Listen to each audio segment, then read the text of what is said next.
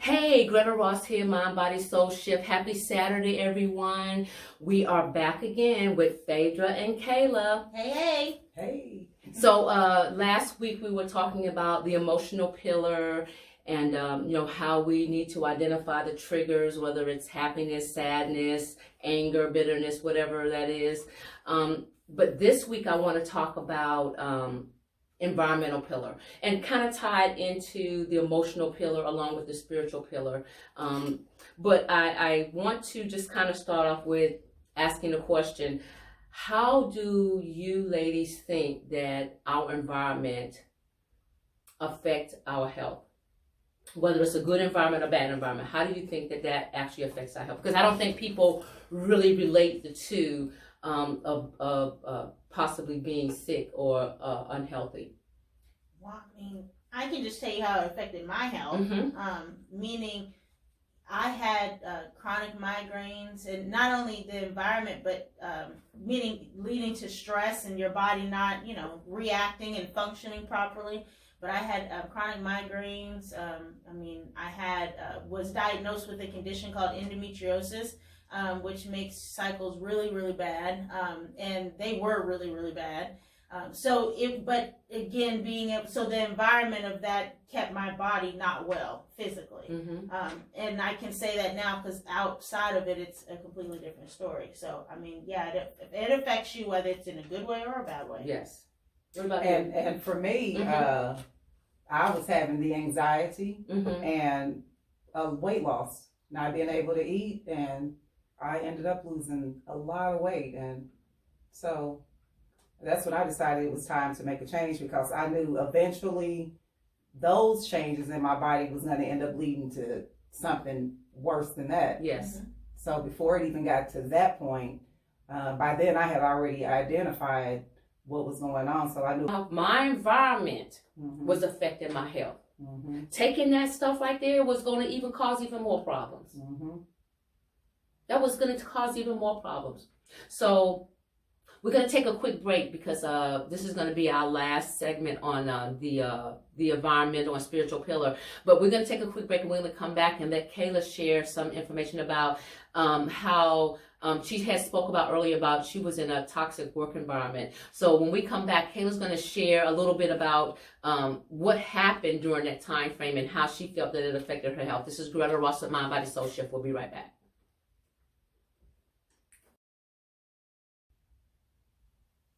Okay, and we're back here, Mind, Body, Soul Shift. We're still here with Fayedra and Helah.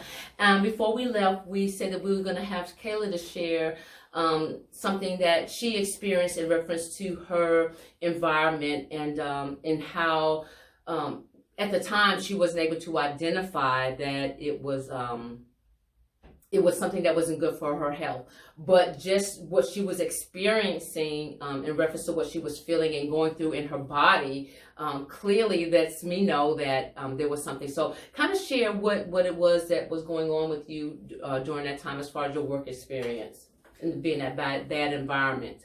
So this is about 15 years ago. And for me, I did not know how to identify, didn't know what I was dealing with, but I knew that I hated getting up, going to work.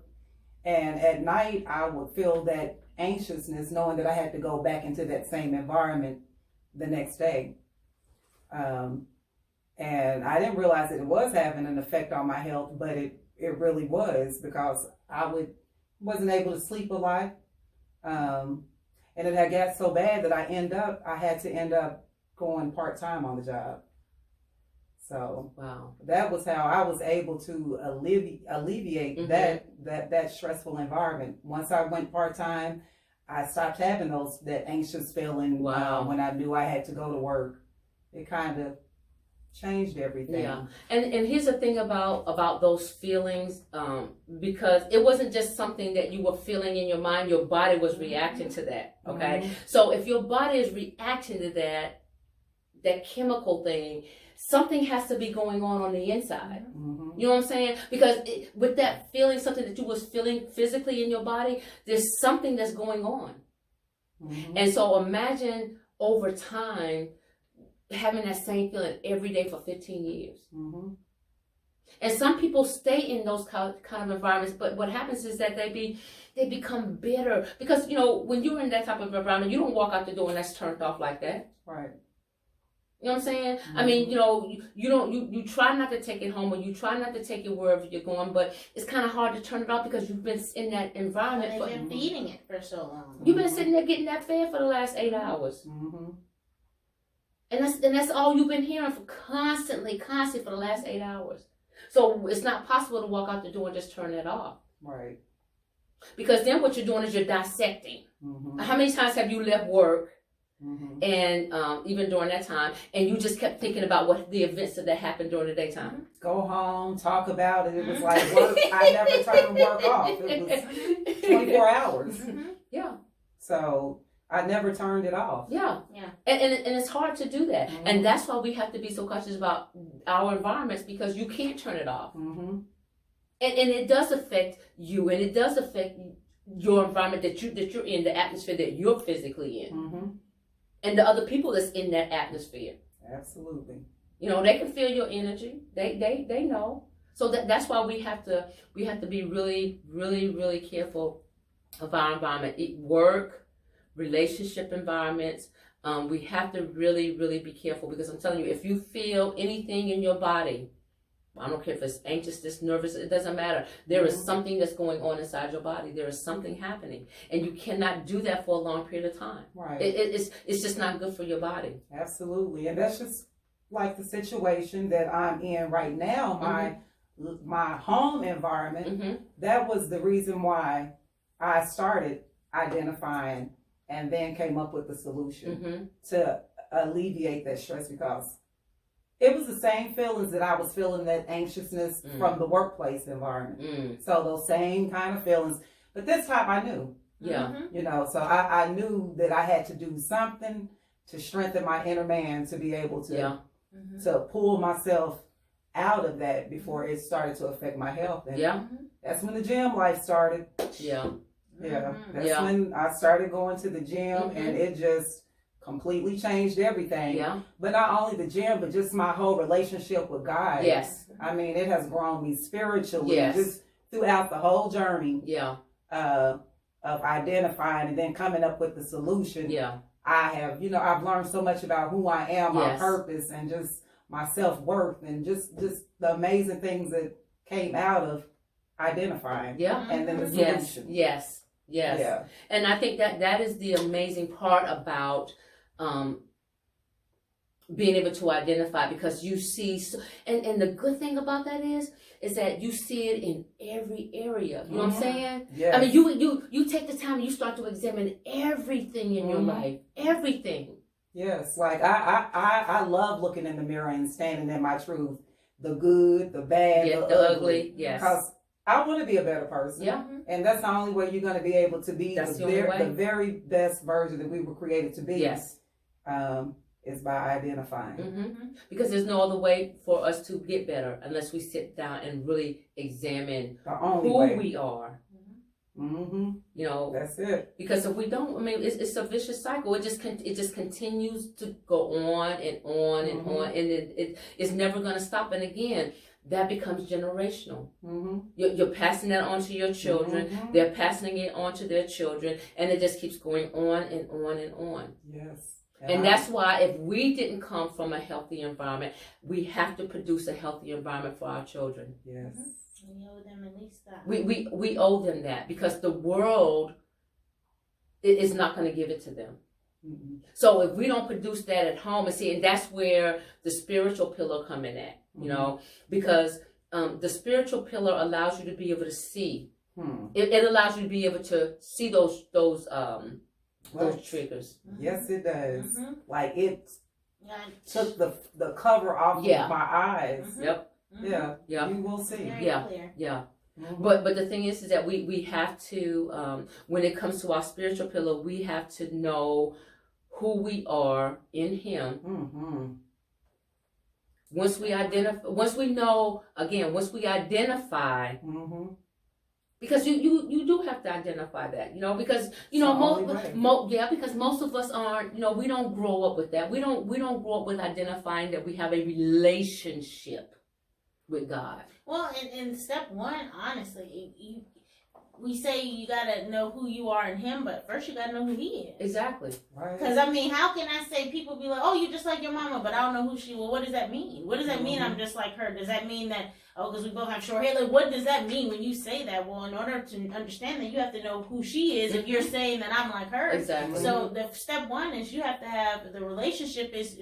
I mean, when He says seek ye, I mean, that is it. I mean, that's the step one is to seek Him. And you have to, in order to seek, you got to be looking for something. Yep. You got to be looking for something. Yep. You got to, be determined and Yep. dedicated to find what you're seeking. Yes. So step one, I mean, yes, we are in His image, and that sounds great. But the first step is to be able to learn Him, His ways, and His mind, and what He thinks, and how He thinks, and things like that. So you can know, okay, well, if He's on this level and He's saying I'm of His image, then woo-wee.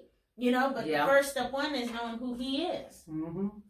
That's just my little take. Well, but I think that the reason why most people, and I can speak for myself, that we don't know Him is because we're not exposed to truly who God is.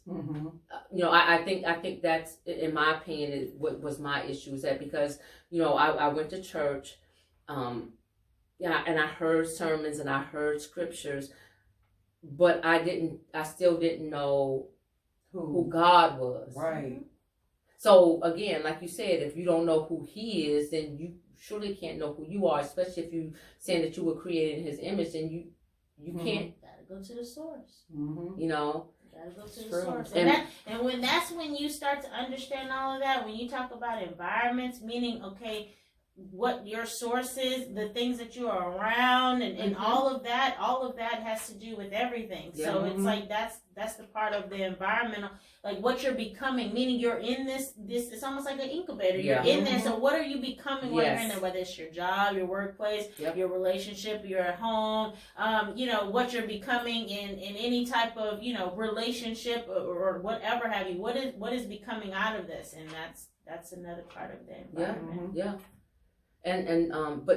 But with that, again, you do have to look in the mirror, and you do have to take the time to examine those areas. But again, the reason why we don't is because we don't take the time. But the thing is that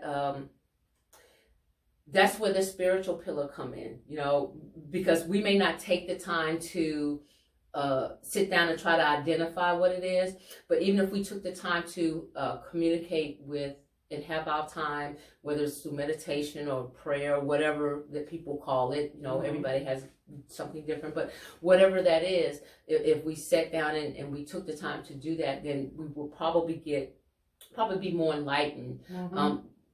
Because we would have the time, because once you sit down and whether it's your prayer time or your time of meditation, that's time alone, and that time alone gives you an opportunity to be able to share your heart, and then also be able to hear what it is that you need to do in reference to your spiritual pillar, so that you can have control over your environmental pillar. Because once you know where you are spiritually, then everything will start to connect. You start to see that the things that you used to have in common with people, you don't have in common with people anymore. You know what I'm saying? Yeah. You don't go to the same places, and it's not because you think you're any better. It's not that. It's just that you've been enlightened. You've been enlightened to see who you are. You've been enlightened to know who you are, and once you discover who you are, you be like, it doesn't feel right. It doesn't feel right. Even hanging around the same people that you've been hanging around with for 20 years. Once you're enlightened, it's like, it don't feel the same. It just doesn't feel the same. So therefore, your environment is going to change, because what happens is you start to go like this, and then you notice. Because this happened to me. I noticed that, certain people that I had in my life, we may have had, an okay relationship. But then over time, because I started to realize, we're going in two different directions, so we start to separate. So our environment doesn't even bring us together anymore. Our spiritual pillar doesn't bring us. Like mine. We're not. And the thing is that we have to understand being of like minds, because not being of like minds, I used to always tell my daughters, like, when you're in a certain environment, either the environment is going to influence you or you're going to influence the environment. And it's just like the same thing with people. If you're hanging around certain people, either they're going to influence you or you're going to influence them. And it's true. And if you're in a bad environment, then it can influence you, because even the Bible say that bad behavior corrupts good morals. So that's why we have to be careful of our environment. Absolutely. Because if we're hanging around people that just constantly has bad behavior,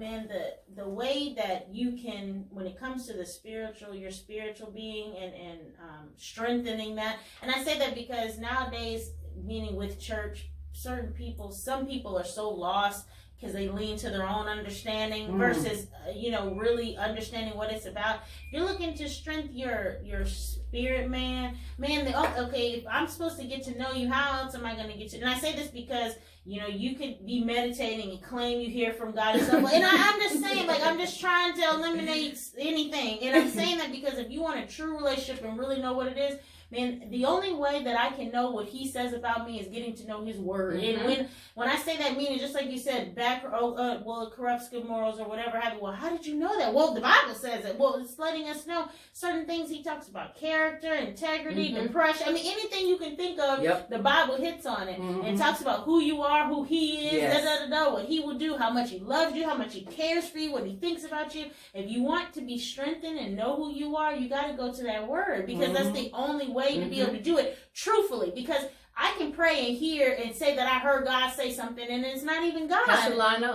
So I can say that, I was meditating and this is what I got from it, but to really know what it is and to really be truly strengthened in your spirit, you have to understand what his word says. And meaning, okay, well, how do you seek someone that's not physically here? Okay, well, how do you gain a relationship and talk to someone that you can't physically hear? Well, the only way is going to be, what does his word say? What does his word say regarding my spirit being? That's why we have the word. And that's why we have the word. But that's the only way to strengthen it. That's the only way for you to become stronger, because you have to understand. Meaning, there's so many things in my life that are easily eliminated just by what I'm got. Listen, ladies, let me give you from the single ladies corner a very good tip. A double-minded man is unstable in all, not some, not half of the time, not a little bit of the time, all of his ways, all of his ways. If you see him being unstable in his job, he's going to be unstable at the house. If you see him unstable in this character, he's going to be unstable in that. There's no separation. Well, the Bible says it. So for me, it's simple things man, we can't even go there. And it's not because of who I am and I'm this and I'm that. No, the Bible says this, so this is what I'm going to look out for. But so it's a guide. So how do you become this strengthened person in the spirit? Man, getting in your word knowing what his word says for you and how you're supposed to apply it. Meaning, guess what? God's not going to come out and tell you, don't date that brother. But he say a double-minded man is unstable in all his ways. So you may want to watch out for that one. That's what he will say. That's what he will say. But you got to know that. That's right. And it's in the book. Yeah, it's in the book. There. You in the book. I'm just saying. So if you're looking and how do I become and how do I seek in the relationship and this and that and this and everything that we've been talking about, man, get in your word. And I say James was one of those books for me because it is short, but it's one of those books. And then I fell in love with Matthew. I've never cried in my entire life after reading a book, but it's just the book of Matthew. But I cried like a baby. It's such a love story. But I mean, you have to be able to fall in love with God and his word. But the way that church sometimes gives it to us, they drop this one verse on us and we shout on it for a little bit and then that's it. Versus being a man to fall in love with his word and to seek him and to want to know him and the way he thinks, man. I mean, when I tell you God cares, he cares. But in order to be able to strengthen that, you got to know something. It's like just saying, just know. No, you don't know how to just know. You don't know that you're created in his image unless you know what that image is. Well, how do you know what that image is? Well, what does he say? Well, I'm not going to just hear it from the sky. Well, what does it say? I need to get in my book and see what it says. Exactly. We have to put the work in. Got to. Yeah, because it's not going to come no other way. No. It's not. And see, and I think that is the part of this whole thing that is people are being misled. They think that, well, I can hear the word and God is going to do the rest, and that's not true. The easy way. That's not true. Yeah. Because God gave us His word as a guide. That's our roadmap. It's just like, coming from Irvin to here, I put on a GPS. That's what the word of God is. It's a GPS for us. I have always said I constantly rerouted the route. It's a GPS. So the GPS will tell us to go a certain way, but we think we know. We're like, no, I do that. I'd be like, why am I arguing? You gonna argue with something? And I'm just like, half the time, Fayedra, you don't even know where you're supposed to be going, but you like, this can't be right. Exactly. And the whole time it's like, you don't have any faith. Like something is wrong with you. But that's literally how it is. But that's life. No, I understand. That's life. We think that we know more than God, when His word clearly gives us instructions on what we're supposed to do, how we're supposed to conduct ourselves. Yeah. His word tells us that clearly. In the book. And another thing before y'all be trying to come for me, it doesn't just say double-minded man meaning human being. Right, it can be woman too. Yes. Double-minded. Fellas, what I teach my sons, fellas, watch out for that too. Don't be having no woman all willy-nilly either. Okay. But for me, I'm a single woman, so I'm talking to the sisters. So I just want to let that be known, because I know some of y'all like to argue me. Just put that out there. But it's true though, but again, it's not taught. It's just something that it's just, and it's not common knowledge either. What I'm saying? How else do you strengthen something? Meaning it's a muscle. But how else? I mean, there's no way to strengthen something unless you are, diving into something and working it out. You know that. Well, we're on the gun show. We know how you strengthen it, but the thing is that it's not being done. No, I understand. It's not. But I don't think that people, I think that whether it's the thought of going to church or a building or getting a word from someone or something or some other source versus being able to say, no, I'm going to strengthen my spirit man daily. I want to know what he says about my life. Like, I don't want that to have to come from a pastor, a preacher, a prophet, whatever. I want to know what he says for me. So that's the part of it where you're talking about your environmental and strengthening, and examining everything, examining your spiritual being. Well, what are you connected to? What's feeding you? And it can't just be a building. It can't just be your bishop. I hope not. Right. I mean, my God. Yes, it is. That cannot be all this. For some people, it is. is. But the thing is that you are not getting the full benefit of the word of God, because you're going off of what someone else says and you don't know it for yourself. And the only way you can truly know God and have a relationship with God, not a religion, not going to a building, a relationship with God, is that you got to know His word. Seek ye, that's it. Because if you're not seeking Him and His word, then what do you have? What they tell you. That's what it's just like going to the God is good all the time, y'all. God is good. What do you know about Him? Exactly. What do you know about Him? And I ain't talking about, we have to understand another thing. When we talking about His works, man, you cannot just understand Him by His works. Nope. Man, I wish my kids would just like me because of what I give them. Like, you cannot just love Him and understand Him and identify Him as His works. He is so much deeper than that. More. Please don't disrespect my daddy like that. Meaning, when he says seeking men, like, you have to know who is he, and not just his hand. Exactly. Not just what he does. I'm talking about, like, man, exactly. So they listen and whatever. And the thing is that God is a God of character and integrity. Morals, values, standards, that's who He is. Okay? And when He gave us His word, and He made it possible for us to understand that it's not impossible for us to do this, because that's why Jesus came on the scene. So He let us know that yes, you may be in the flesh, but you still can live according to my word. And operate like so now you don't have no excuse, because He is a God of character and integrity. And He gave us His word. He gave us Jesus to demonstrate how we can do this thing in the flesh. He's done that.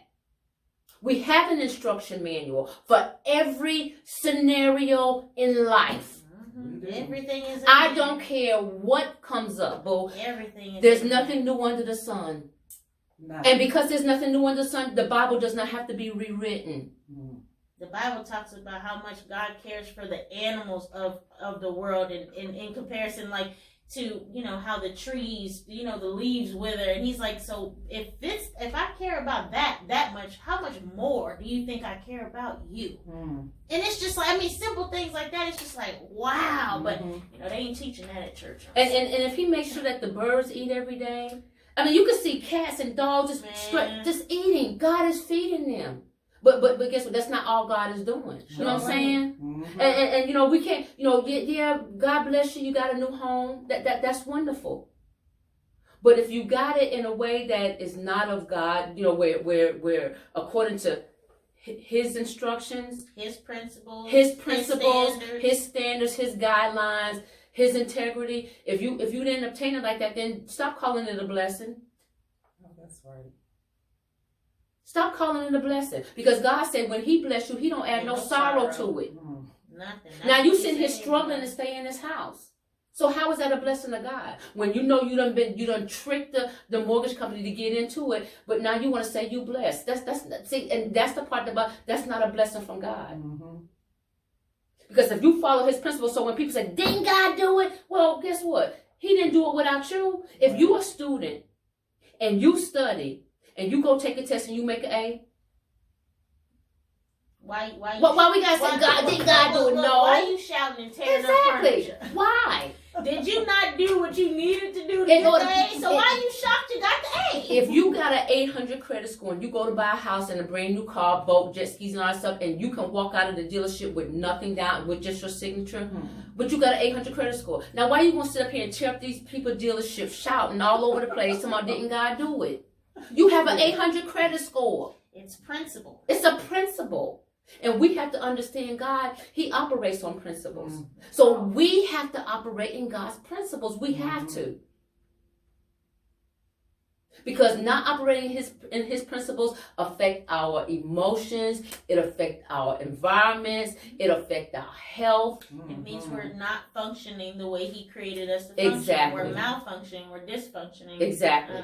So yeah, that's what that means. And that's the reason why. So here's a little short story to let you know how we can be dysfunctional and not know that we're dysfunctional until someone comes along and or something happens. Let me just say that something happens. But in this story, someone came along. Everybody knows the story about the man sitting by the gate, and he's begging for money. Been doing it for years. In the Bible. In the Bible, could not walk. For years, he sat by this gate for years and begged people for money, and people kept giving him money. He operated in a dysfunctional place. And he didn't even realize he was operating in a dysfunctional place. For years and years and years, he begged people. This is all he did, this right here. That was the only function he had. Until someone came along and he asked them for some money. And they said, we don't have any money. But what we can give you, what we can do, we can change your environment. We can change your mindset. And we can give you a way that you will be able to function, that you don't have to depend on this. So when they said to him, pick up your bed and walk. Now, because before everybody was just handing him stuff. They just kept giving him. But guess what? Nothing changed. That's all he thought. Nothing changed. It's just like you go to a building every single week. And you come back and nothing changed. Same person. Dealing with the same. Nothing has changed. Environment. Same environment, same mindset. Nothing has changed. But then when those two guys came along and they said, pick up your bed and walk, his whole life changed. The way he functioned, the way he thought, that man could run, he could walk, he could take care of himself, he could bathe himself, he could do everything for himself, whereas before he could not do that. So he thought he couldn't do it. That's what he thought. And because of the environment, he didn't do it because of the environment he was in. But his mind controlled him to think that he couldn't do anything other than just sit there and give. His mindset kept him in that environment. His mindset kept him in that environment all of his life until someone came along. Told him, pick up your bed and walk. And then it changed. But we deal in dysfunction when that is not God's way. Not at all. When his word is very clear, God has given very precise instructions. He didn't stutter. He didn't stumble. He was very clear about his instructions to us. Mm-hmm. But the problem is that we are not, as a people, as a whole on this planet, are not living according to the principles of God. Mm-hmm. We're not doing it individually, and we're not doing it collectively. No. And yes, we're going to a building every week, sometimes twice a week. And guess what? Look at your environment. What has changed? So that right there should let you know that, okay, we're missing a piece of this puzzle. Mm-hmm. We're missing something here. Because if we've gone the last 40 years and nothing's changed, 40 years is a generation. We haven't even changed a generation. We haven't even impacted, 40 years is a generation. We haven't even impacted, well, you know what? My daughter's 33, so I still got a little time. So that's why I feel like I don't have time to waste. I got to make an impact in her life because I got to make sure that I've made a difference in her generation. Right. She got to make sure she's making a difference in her generation. Mm-hmm. And her kid, you know what I'm saying? And it goes on. But and that's God's way. Mm-hmm. What does the Bible say? Something like, what did he say? Something about a man? A good man. A good man. A good man. Leaves an inheritance for his children's children. That's what he said. Ladies, you're looking for a good man. A good man leaves an inheritance for his children's children. Now that's a word. That's what a good man. And because I've had an opportunity to experience that and see that for myself. And when we say inheritance, it does not simply mean money. No. That's not what inheritance means. That's nothing that's not. Okay, let me give you an example of an inheritance. When you come from kingdom, when you understand kingdom principles, inheritance is actually better than favor, because favor is only the acts of kindness of other people, the acts of kindness of God. That's what favor is. It's an act of kindness. He can decide to do it. He can decide to do it or not to do it. But inheritance is what's mine. That's what belongs to me, boo. That's mine. And that's powerful. That's mine. Okay, So let me say this. Before Princess Diana married Prince Charles, and they had William and Henry. Before those boys were conceived. I think his name's Harry. Harry. That's what I said? That's the cute one. Yeah, Henry. Yeah, Henry. Okay, Harry. I think it's Harry. Because he is the cute one. He is Harry. the cute one. Yeah, I was like, I think it's Harry. I love him because he got a lot of soul. But before they were conceived, before Princess Diana met Prince Charles, before she even became princess, God knew them, William and Harry, before they were conceived. But here's the thing. Before they were conceived, they had inherited the kingdom. Mm. They had inherited the kingdom.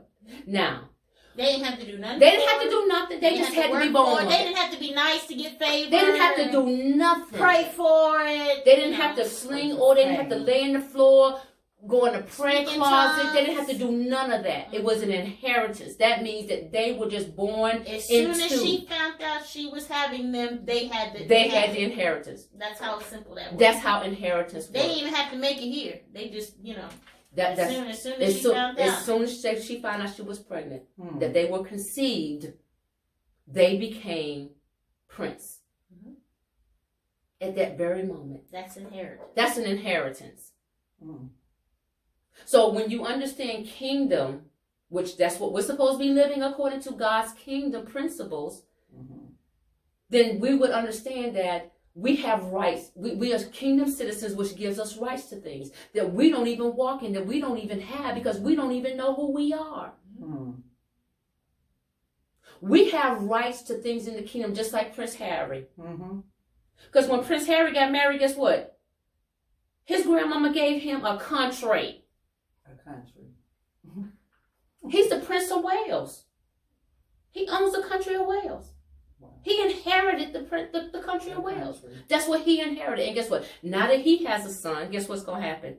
His son is going to get the throne too. But see, that's the part of meaning when the Bible says a good man. And I say that because my great-grandfather, being 109 when he passed, there's a home that's still there that my mother was raised in. Yes. And they have, generations. But guess what? If my children need it, which, oh my God, he's my great. So, I mean, if my children's children, that's the part of inheritance. And the wealth of knowledge, the wealth of information that he was able to, him and his wife raised my mom and their children. That's the part of inheritance when it comes to being a good man and what he leaves, the principles and character and integrity, not just a financial thing. Exactly. I mean, because anybody can be a Trump. That's not what I mean. Right. You know what I'm saying? Right. Where it's just like, okay, here's some money for the next generation. No. I'm talking about your mindset, Yes. what you think, and how you're able to generate more money. The wealth of real estate or whatever the situation may be. You know what I'm saying? The meaning, the mindset of it all. Yep. So it's deeper than And just that's saying, right. here's a couple of million to the next generation. Nope.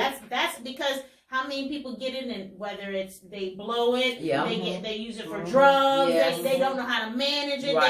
they haven't been taught character, so now they get money and they're wild, they don't know, you know what I'm saying? Yep. So it's so much deeper than just, oh, girl, he ain't a good man if he ain't providing this and all. It's so much deeper It's than so that. much deeper than that. So much deeper than So that. much deeper than that. So I just had to So say when you understand principles, and that's really the key. When you understand God's principles, then you know that you just don't accept anything. You know what I'm saying? Everything is not acceptable to you. You're very particular. You're very choosy about what you're doing and how you're doing it and who you're doing it with. Well, because you understand your environment. Meaning, it's nothing like, because you're in a, like, thank God I have a different way of thinking.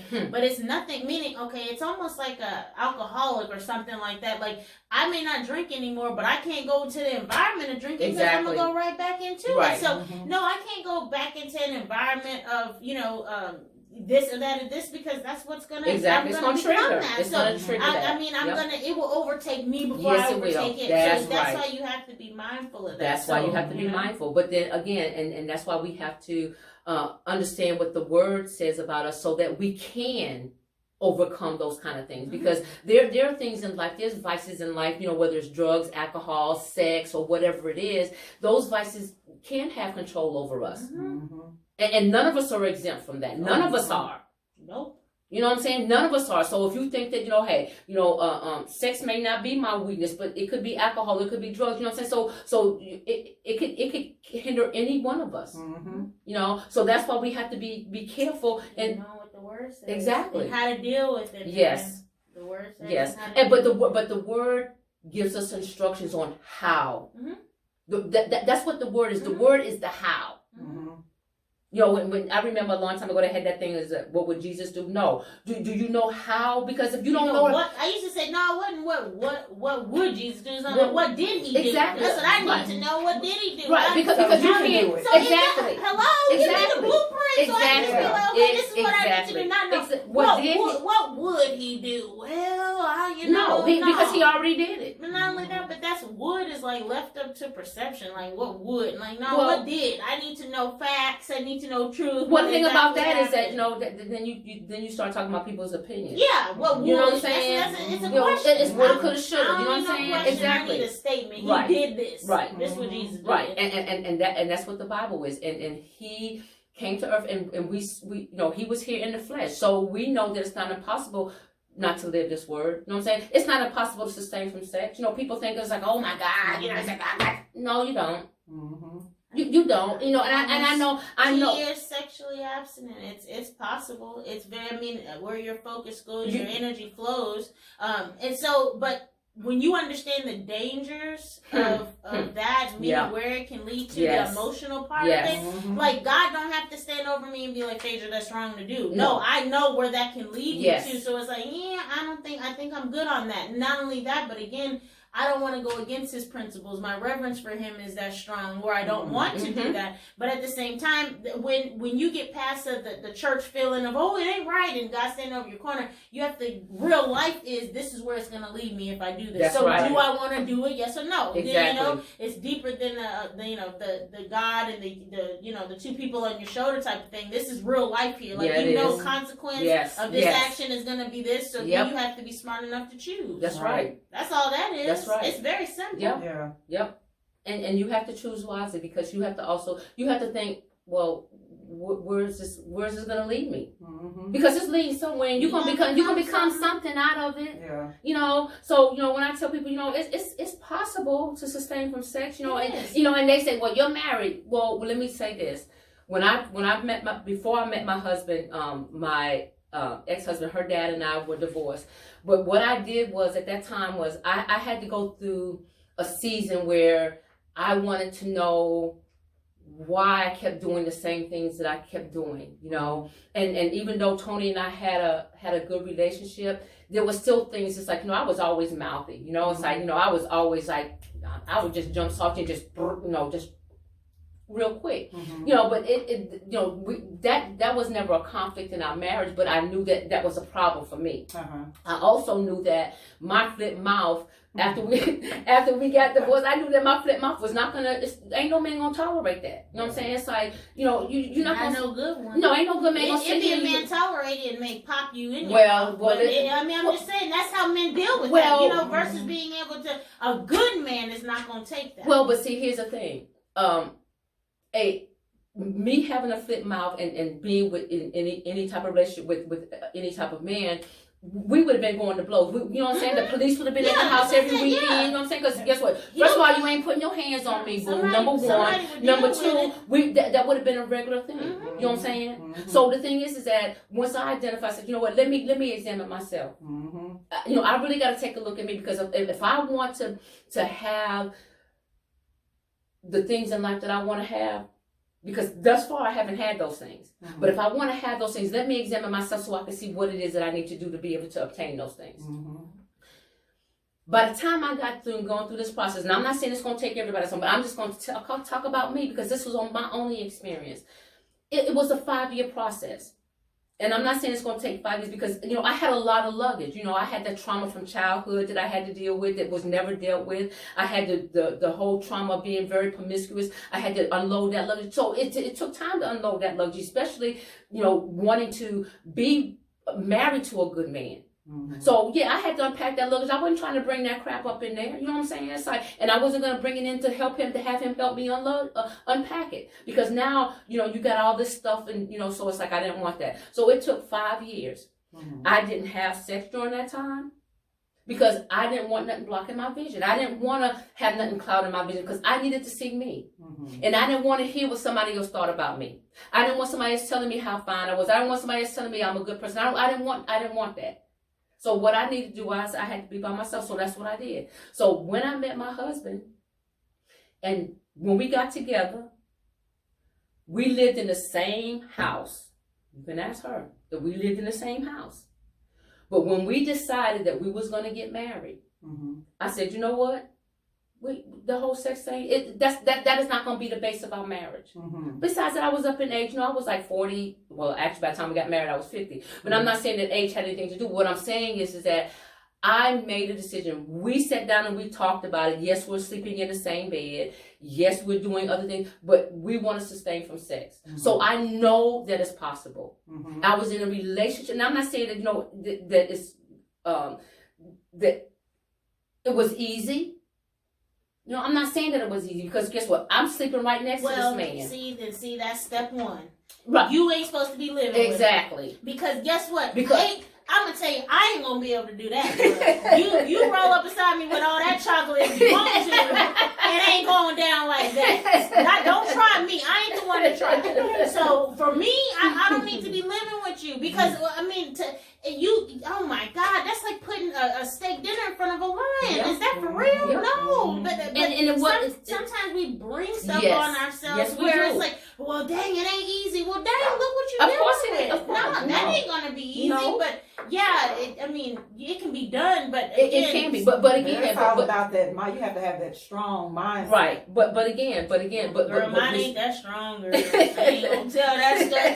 Somebody you feeling somebody. Yeah. Y'all had already decided at this point we want to get married, mm-hmm. And whether y'all were doing it or what y'all were doing before, none of that. I'm talking about being with, like, the intimacy of you all's relationship was already there. Yes. It's one thing. No, I don't desire to have sex with anyone because I don't know anyone on Right. that intimate level. Right. You get what I'm saying? Yes. Like, yeah, back in the day, I used to look at somebody, and if they look good, I'd be like, yeah, I want you. You know what I'm saying? But now it's like, okay, it's a different mindset to where it's like, no, I have to have an intimacy Yes. with you in order Yes. to desire Absolutely. even my mind to go there. Yes. So no, I don't have anyone that's in that mind frame. But Mm-mm. you're like you're in the same bed with someone that you've already developed all of these Yes. things about. So yeah, no, that I ain't that strong.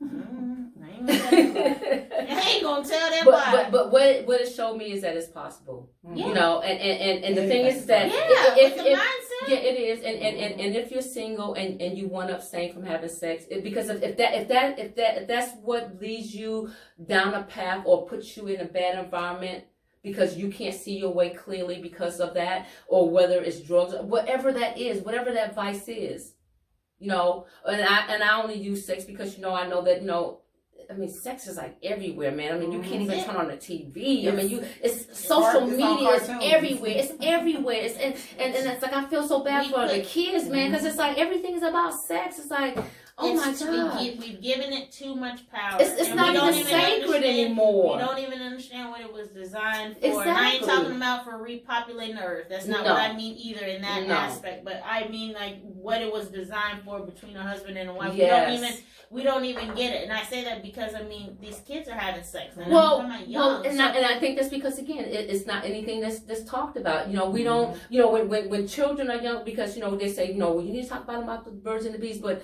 You know, and that's fine. They need to know how their body functions and all that stuff. But there's other things that they need to know. You know what I'm saying? And they need to know that. They you know, and you can say, well, don't have sex. You know, yeah. You know, who didn't hear that?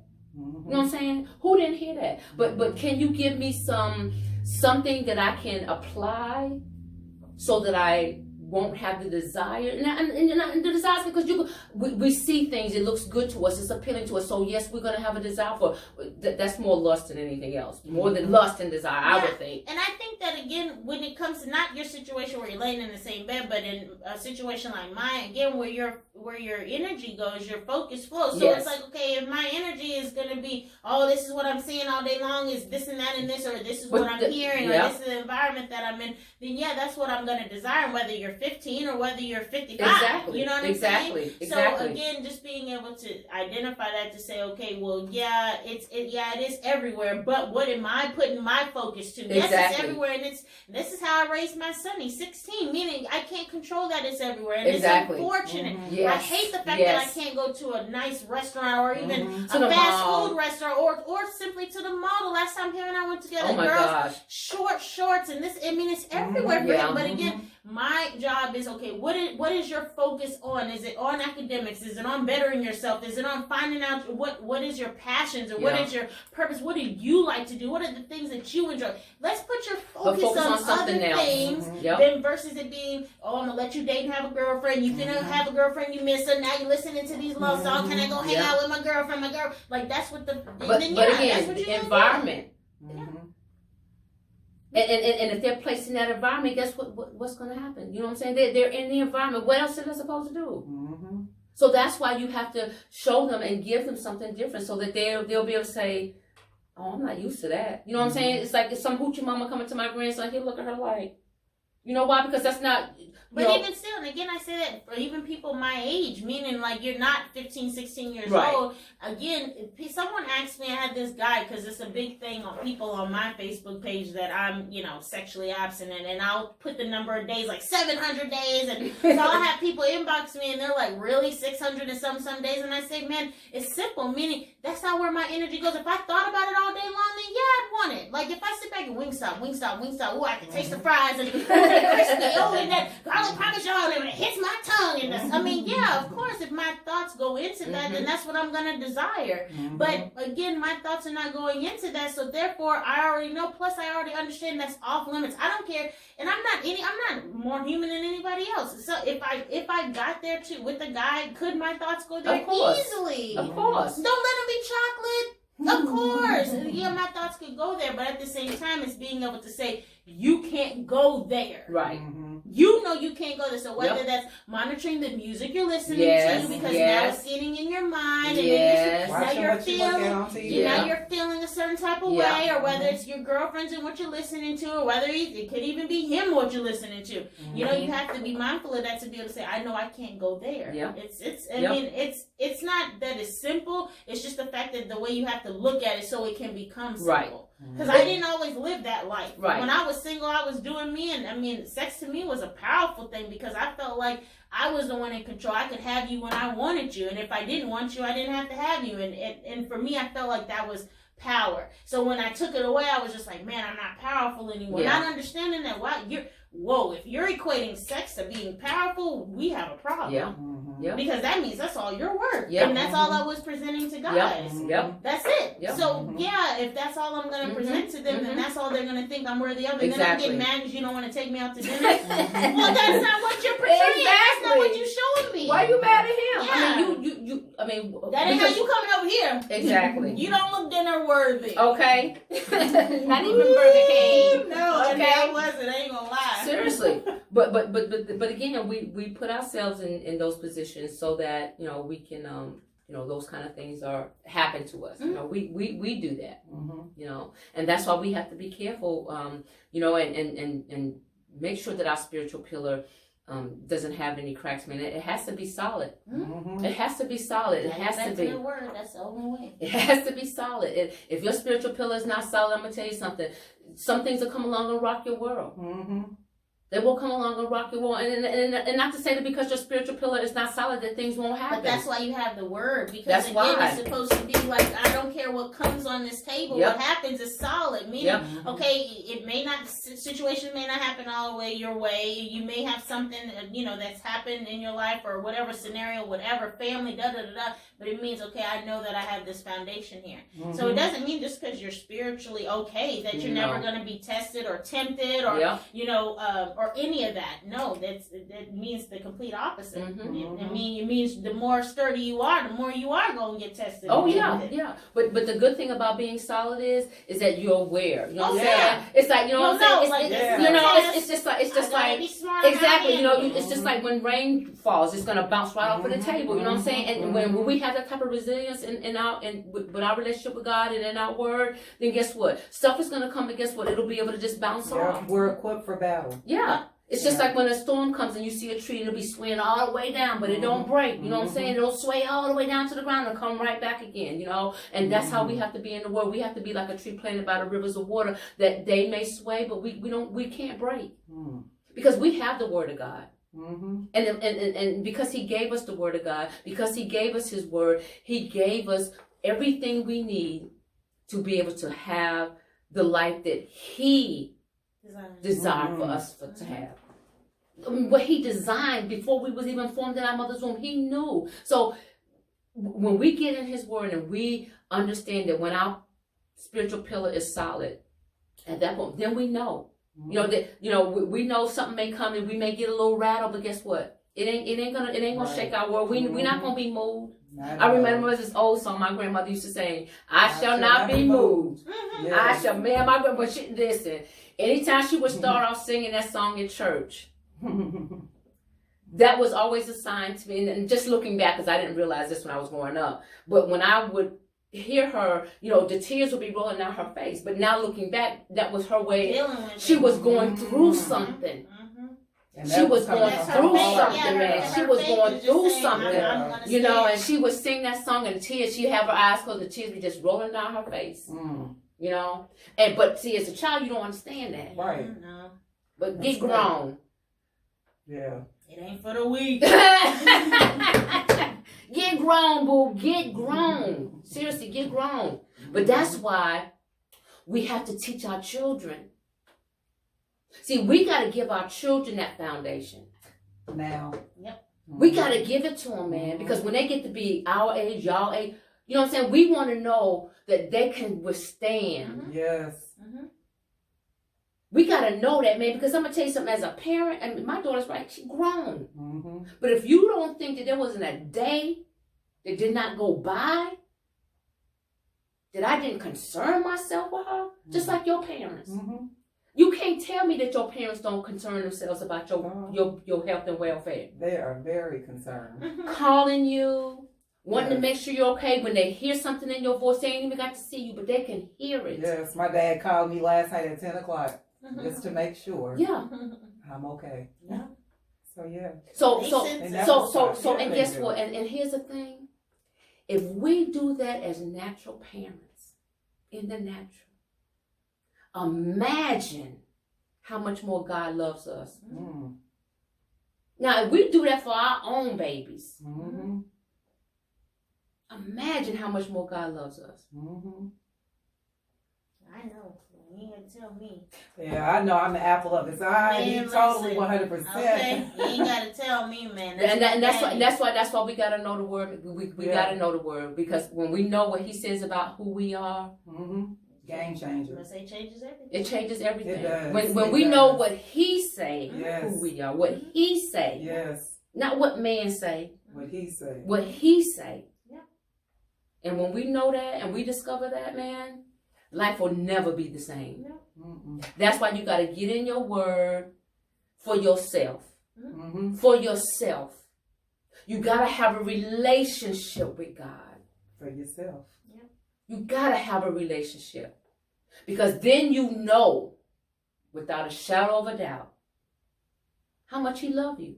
You know without a shadow of a doubt that He got your back. Mm-hmm. You know without a shadow of a doubt that ain't no harm going to come to you. You know that because He said He going to cover you. You know this. That's why we got to have a relationship with. You know you're going to eat. When you know God, you know you're going to eat. Because the Bible say, I've been young and now I'm old. I've never seen the righteous forsaken or her seed bread for bread. That's true. Mm-hmm. So when you know God, you can look back and say those things. You can sit back and say, God always took care of me. God always took care of my kids. Yes. But when you know God and you've experienced Him and you have a relationship with Him and you're not just holding your hand out, Mm-hmm. always wanting something from God, and don't treat Him like He a Santa Claus or a genie in a bottle because things ain't going right in your life and now you want to pray down the walls of Jericho. Don't do that. Improve your relationship with God. Your life will be so much better. So much better. Seek a relationship with God.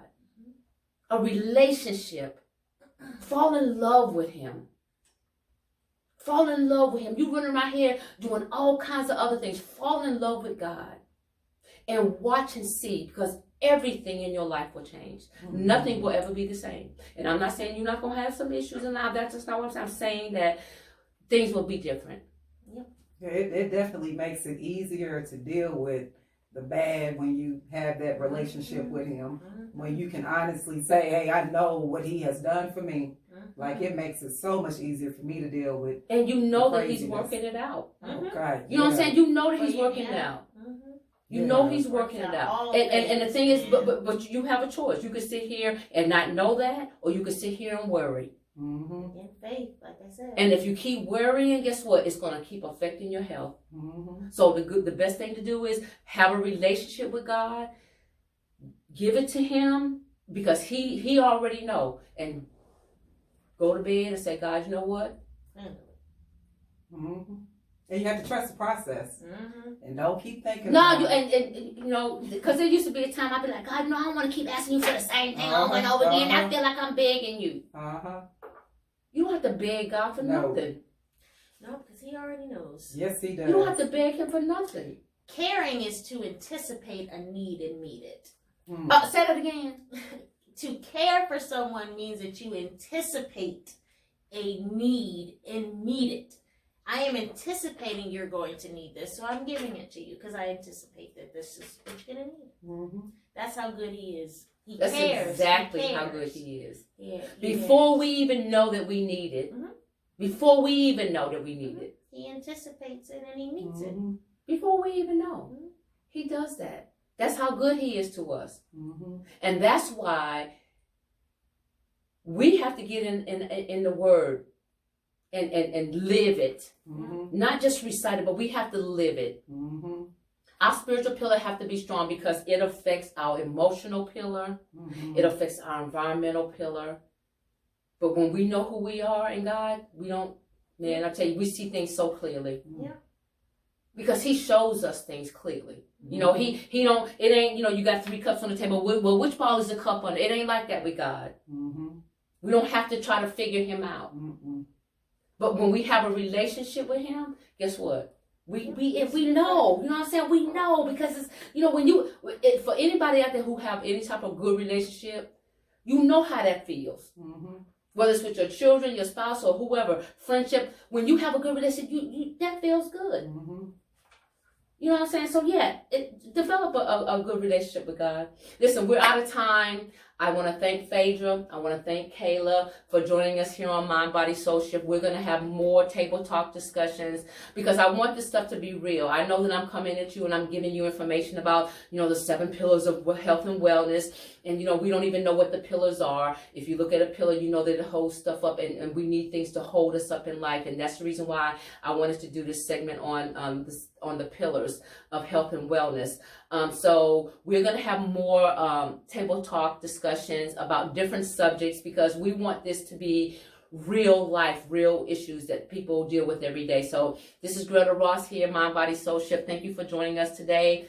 We're here with Fayedra and Helah, and we will see you on the next show. We're out. Bye-bye. Have a great weekend, everyone.